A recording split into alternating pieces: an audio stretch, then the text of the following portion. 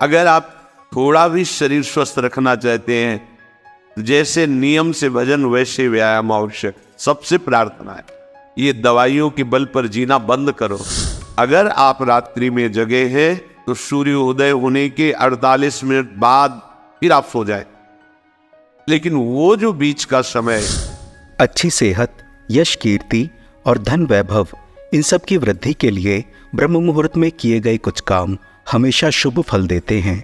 और इसके साथ ही मन को शांत रखने और भक्ति मार्ग पर चलने के लिए हमें ब्रह्म मुहूर्त में क्या करना चाहिए, चलिए जानते हैं श्री गुरु जी के इस प्रवचन में।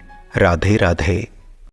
अगर आपको जीवन में चाहे लौकिक उन्नति प्राप्त करनी हो या पारलौकिक, प्रातःकालीन कम से कम सूर्य उदय होने के 2 घड़ी पहले 24 दूनी 48 मिनट, देखो यदि जीवन को सार्थक करना है तो जिसकी शैया में लेटे हुए सूर्य भगवान का उदय हो जाता है उसकी आयु, बुद्धि, श्री, तेज, बहुत सी बातें नष्ट हो जाती। सूर्य उदय होने के 48 मिनट पहले आप शैया से हट जाएं। अगर आप रात्रि में जगे हैं तो सूर्य उदय होने के 48 मिनट बाद फिर आप सो जाएं, लेकिन वो जो बीच का समय प्रातःकालीन संध्या भुवन भास्कर भगवान पधार रहे, वो आप सो रहे हो तो आपकी आयु, आपका वैभव, आपकी बुद्धि, ये सब नष्ट होने लगती है, पता नहीं चलता। लोगों देखो कहाँ तेजवान चेहरे दिखाई दे रहे, खूब तो सब खा पी रहे हो, खाने पीने क्या तेज एक अलग होता है, भागवतिक तेज अलग होता। ब्रह्म मुहूर्त में उठे, प्रभु का स्मरण किया, जो 2-4 नाम ही सही, अपने बड़े बुजुर्गों को, गुरुजनों को भावना से प्रणाम किया। पहली बात, शरीर स्वस्थ रखने के लिए गरम जल किया, हल्का, आधा लीटर से 1 लीटर तक जल पिया, भगवत भाव अर्पित करके वज्रासन में बैठकर। आप लोग दिनचर्या को नहीं करते तो आप ब्रह्मचर्य को पचा नहीं सकते। ध्यान रखना, ब्रह्मचर्य कोई छोटी मोटी शक्ति नहीं है, उसको पचाने के लिए आपकी दिनचर्या दिव्य होनी चाहिए। फिर इसके बाद आप 5 मिनट 10 मिनट टहलिए, फिर सो जाइए। फिर जो शौचाचार की पवित्रता बताई गई उसके अनुसार आप स्नान आदि करके, पवित्र वस्त्र धारण करके, जैसे कोई महान व्यक्ति आ रहा है तो हम उसके आदर के लिए खड़े हो जाते हैं, ऐसे भुवन भास्कर पधार है, हाथ जोड़कर प्रणाम किया, अर्घ्य दान किया, गुरु मंत्र जपा आदि। अगर आप भजन में जगे हैं तो भी सूर्य उदय के समय आप उठ जाइए। आपके गुरु आवे तो क्या आप सोते रहेंगे क्या? तो जगत गुरु है भुवन भास्कर, परम ज्ञान स्वरूप है, गायत्री छंद रूपी घोड़े हैं इनके रथ के, स्वयं भगवान अरुण देव सारथी हैं। और भगवान पीछे वर्णन किए, मैं ही सूर्य रूप से जगत को प्रकाशित करता हूं और ताप के द्वारा जल को सोख कर मैं ही वर्षा कराता हूं। अगर आप थोड़ा भी शरीर स्वस्थ रखना चाहते हैं तो जैसे नियम से भजन वैसे व्यायाम आवश्यक। सबसे प्रार्थना है, ये दवाइयों के बल पर जीना बंद करो। शरीर में जितनी आवश्यकता जल की है, अगर उतना नहीं जाएगा तो आपकी एसिड बनेगी, फुंसियां निकलेंगी, कब्ज बनेगा, कई परेशानी। ये शरीर है, ये एक गाड़ी है, कोई सच्चिदानंद नहीं है। उचित आहार, उचित जल, व्यायाम के लिए कुछ समय नहीं। और भी 10 दिन बीमार पड़ोगे फिर देखो, आप कहते समय नहीं है। हमने अपने बीमार स्थिति की दिनचर्या को बताया, सेत धाम की 2 बजे उठना, जो आपको बोल रहे ऐसे ही दिनचर्या करते, और 45 मिनट व्यायाम। इसके बाद तुरंत प्रणाम करके वृंदावन की परिक्रमा, फिर आके श्री जी की मंगला, फिर आके 9 बजे तक गुरुदेव भगवान की सेवा में, फिर वहां से आके श्री जी का श्रृंगार, फिर भिक्षावृत्ति आदि 12-1-2 बजे तक। कोई चाय, कोई पानी, कोई ऐसा कुछ नहीं कि बाल भोग, कुछ नहीं था ही नहीं। जिंदगी में 100 ग्राम दूध नहीं खरीदा कि भाई हमारा दूध बन, कभी नहीं ऐसा। पर कभी ऐसा महसूस नहीं हुआ कि मैं बहुत कमजोर हूं। ब्रह्मचर्य को पचाने के लिए बहुत शरीर को क्रियाशील होने की आवश्यकता है, या तो प्राणायामों के द्वारा, आसनों के द्वारा। अब ना आसन है, न प्राणायाम है, न व्यायाम है, और फिर क्या, कैसे भावना आपकी भगवत भावना बनेगी? एक प्रमाद स्थिति, एक छिन्न भिन्न खिन्न स्वभाव नहीं बात। अध्यात्म का साधक जो होता है नवीन खिला हुआ कमल जैसा, वो जैसे कमल खिला होता है ऐसे खिला रहता है। क्यों? हर समय चिंतन सही, आचरण सही, सब कुछ सही। जो भगवत भावना विहीन जीवन है वो मुर्दा जीवन है। जिन हरि भगति हृदय नहीं आनी, जीवित सब समान ते प्राणी। वो जान नहीं रहे, मुर्दे जैसा जीवन। क्या जीवन? वही गंदे भोगों को भोगना, उसी का चिंतन करना, और भोग भोगने वाले शरीर को स्वस्थ रखने के लिए विषय सामग्री इकट्ठी करना, इसके बाद मर जाना। बोलो इसके अलावा और क्या है? ये बनाया, वो बनाया, वो बनाया, जरा सा हिला पूरा का प्रांत नष्ट हो गया। क्या है इसमें? शाश्वत क्या है? हृदय को तसल्ली तब दो जब नाम चले राधा। दिनचर्या ही नहीं बन पा रही है आज के नए समाज की, दिनचर्या ही नहीं बन पा रही, भगवत भावना ही नहीं है। देखो, अगर परिवार में रह करके आप भगवत भावना नहीं करते तो सब परिवार में रहकर आसक्त हैं और सब दुर्गति को प्राप्त होते हैं। जब तक भगवत भावना नहीं है तब तक सब अविधि पूर्वक है। मान लीजिए सब अविधि, विधि भगवत भावना है। कुछ भी, किसी से भी, कोई भी, बस भगवत भाव, वही आनंद का अनुभव हो जाएगा। कभी कभी मंत्रों का ज्ञान नहीं होता, पूजन की सामग्री शुद्ध नहीं होती, भाव शुद्ध नहीं होता, इसलिए उनका पूजा सेवा आगे चल करके फल प्रदान नहीं कर पाता। प्रभु कह रहे, मेरे में रिझाने के लिए किसी पूजा सामग्री की या किसी धन संपत्ति की आवश्यकता नहीं। पिता को बस इतना ही चाहिए कि वो अपनापन करके दौड़ के उनकी गोद में बैठ जाए। बस अपनापन प्रभु को चाहिए।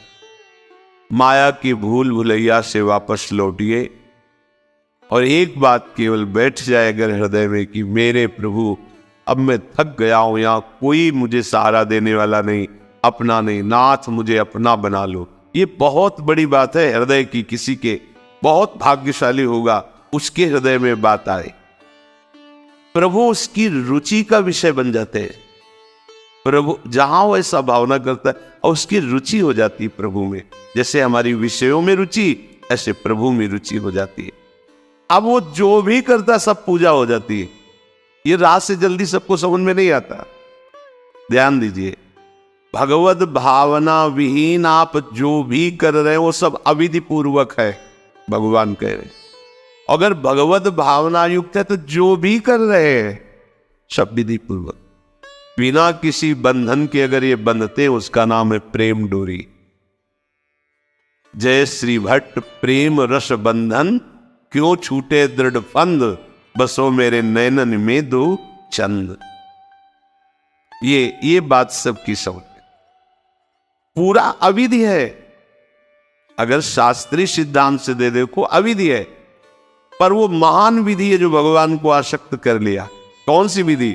मेरे अपने प्रभु, मेरे प्यारे रात में भूखे रहते होंगे, ये भाव। भगवत भाव विहीन जितना जो कुछ आप कहोगे कि कैसे अविधि पूर्वक, भगवान कह रहे हैं। देखो, जब मथुरा के ब्राह्मणों को भगवत पार्षद सखाओं ने निवेदन किया कि भगवान श्री कृष्ण और बलराम आज इधर ही गाय चराने आए हैं और वो भूखे हैं, आप थोड़ा सा कुछ भोजन सामग्री दे दीजिए। वैसे देखा कि ग्वारिया है, बात ही नहीं की, अधिकारी ही नहीं समझा, बात का अधिकारी नहीं समझा। ऐसा नहीं कि इनको पता न चला हो कि भगवान का अवतार है, क्योंकि जब भगवान अवतरित हुए तो सबको पता था कि भगवान अवतरित हुए हैं। प्रायः सब जैसे वायु शीतल चलती तो सबके अंगों में लगती है, इसलिए महान प्रकृति उल्लसित होकर नृत्य कर रही थी आनंद में जब भगवान का प्रादुर्भाव हुआ। और उन्होंने बाद में स्वीकार किया कि मैंने महापुरुषों से सुना था कि भगवान पधारे हैं, पर मेरा कितना दुर्भाग्य कि वो स्वयं यज्ञ भोक्ता भगवान स्वयं समस्त यज्ञों की भोक्ता मांग रहे और वो यज्ञ करने वाले ब्राह्मण अनादर कर रहे हैं। हुई ना विधि। और उन्होंने स्वीकार किया है कि मुझे चारों वेदों का ज्ञान है, गायत्री का अनुष्ठान, त्रिकाल संध्या, जितना भी शास्त्रीय सिद्धांत सब पालन करता हूं, पर सबके लिए उन्होंने एक शब्द प्रयोग किया, धिक्कार है मेरे ज्ञान को, धिक्कार है मेरी पवित्रता को, धिक्कार। स्वयं यज्ञ भोक्ता भगवान मांगे और हमने बात भी नहीं की। पर अहो भाग्य हमारे कि हमारी पत्नियां ऐसी निकली जो हमारी बात बन गई, भगवत साक्षात्कार करने वाली। वहां कौन सी विधान का पालन कर रही? एक ही विधान केवल, अपने श्याम सुंदर मेरे प्रभु। प्रभु की चर्चा सुनकर प्रभु में आसक्ति हुई, आसक्ति ने प्रभु का साक्षात्कार करा दिया। भगवत भावना विहीन बड़े से बड़ा कार्य प्रभु को बिल्कुल पसंद नहीं। दुर्योधन ने दुशासन के महल में ऐसी भोग सामग्रियों का रचना करवाया था कि देवराज इंद्र भी ललचा जाए, और मूल उद्देश्य था कि श्री कृष्ण को रिझा लेंगे, अपने पक्ष में कर लेंगे। प्रभु ने उनसे वार्ता जब संधि की तो उन्होंने कहा कि बिना युद्ध के 5 गांव की बात क्या, सुई के अग्रभाग भी नहीं दे सकता, सुई के अग्रभाग भर भी जमीन नहीं दे सकता, 5 गांव की। भगवान ने कहा था ऐसा करो, तुम हस्तिनापुर के चक्रवर्ती सम्राट पर बैठे रहो, 5 गांव दे दो पांडवों को, मेरे भक्त है, मेरा आदेश पालन कर। तू जी अग्रे न केशवा, सुई की नोक भरने। भगवान चलने लगे तो कहा आओ प्रसाद पा लीजिए, भोग पा लीजिए, आइए महल में। तो उनका पाया वहां जाता है। यदि पवाने वाले में प्रीति हो या पाने वाले को मिलता ना हो, बहुत भूखा हो, मेरे को भूख नहीं है, तेरे में प्रीति नहीं है, चल दिए भगवान। भगवान उधर गए भी नहीं, और गए कहा भगवत भाव भावित विदुर जी के घर, वहां मांग करके छिलके पाए। देखो छिलके पवाना विधि है, अविधि है। अभी सेवा अपराध में सुन रहे थे ना, हाँ, अच्छा से अच्छा पदार्थ प्रभु को पवाना, और वो अच्छा पदार्थ तो फेंक रही है और छिलका पवा रही, अविधि है, पूरी अविधि है। लेकिन यही सही विधि है, क्योंकि वो है ही नहीं भाव में, अपने उपास्य देव में प्रियता हो जाना, ये सारी विधि है। इसीलिए अपने वृंदावन उपासी जन जो है, वृंदावन रसोपास्य, यहाँ मंत्रों के आदेश से सेवा पदार्थ समर्पित नहीं किया जाता। अमुक मंत्र पढ़ो फिर वो सेवा नहीं, यहाँ तो राधा राधा राधा। और जब जैसा भाव आया, जब जैसा भाव आया, या ऐसा नहीं कि ये ऐसे ऐसे ऐसे न, जब भाव आया अपने भाव में, भावोत्सवेन भजताम रस काम देनु भाव, ये थोड़ा भक्ति का फलस्वरूप भाव होता है। आशा है पूज्य श्री गुरु जी का ये प्रवचन आपके लिए बहुत लाभकारी होगा और आप भी ब्रह्म मुहूर्त की इन शक्तियों का लाभ लेंगे। श्री गुरु जी के इस प्रवचन से हुए अनुभव को आप चाहें तो कमेंट बॉक्स में लिखकर हमारे परिवार के साथ व्यक्त कर सकते हैं। श्री गुरु जी के मुखारविंद से हमें आध्यात्मिक ज्ञान की प्राप्ति ऐसे ही होती रहे, भगवान से यही प्रार्थना है। आप सबको प्रेम भरा राधे राधे।